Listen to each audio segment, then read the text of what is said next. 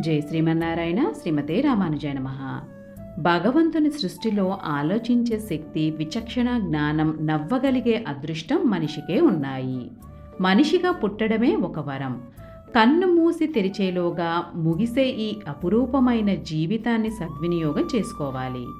సత్కర్మలతో, శుభ సంకల్పాలతో, మంచి ఆలోచనలతో జీవించడం మంచిది. అయితే తనని సృష్టించిన విధాతను విస్మరించి విడనాడి తాను విశ్వ విజేత అని, అంతా తన గొప్పేనని విర్రవీగడం తగదు. విజ్ఞానపరంగా మనిషి ఎంత ఎదిగినా ఒదిగి ఉంటేనే మంచిది. ఎన్ని మహత్తర విజయాలు సాధించినా ఏవీ శాశ్వతం కాదు. మృత్యువు తప్పదని తెలిసి ఎగసిపడుతున్నాడు మనిషి. మనిషి తన చేస్తున్న ప్రతి పని తన ఘనతే అనుకుంటాడు. కానీ భగవంతుని సంకల్ప సహాయం లేనిదే ఏది జరగదనే సత్యాన్ని గ్రహించాలి. మానవ శక్తి వెనుక ఓ అదృశ్య శక్తి ఉంది. అదియే దైవం. పరమాత్మని స్మరించడం మనిషి ప్రథమ కర్తవ్యం.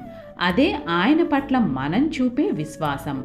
మనిషి జగత్తునే శాసించగల స్థాయికి ఎదిగాడంటే అది భగవంతుని కరుణా కటాక్షమే కదా.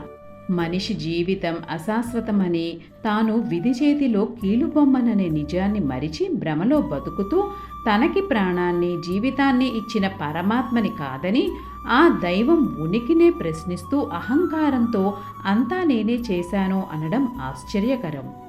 ఇది మనిషి పతనానికి మూల కారణం. ఈ జీవితం నీటి బుడగ అని గ్రహించి కర్తవ్యాన్ని నిర్వహిస్తూ లభ్యమైన అరుదైన మానవ జన్మను సార్థకం చేసుకోవడం వివేకవంతుల లక్షణం. సర్వం శ్రీకృష్ణార్పణమస్తు.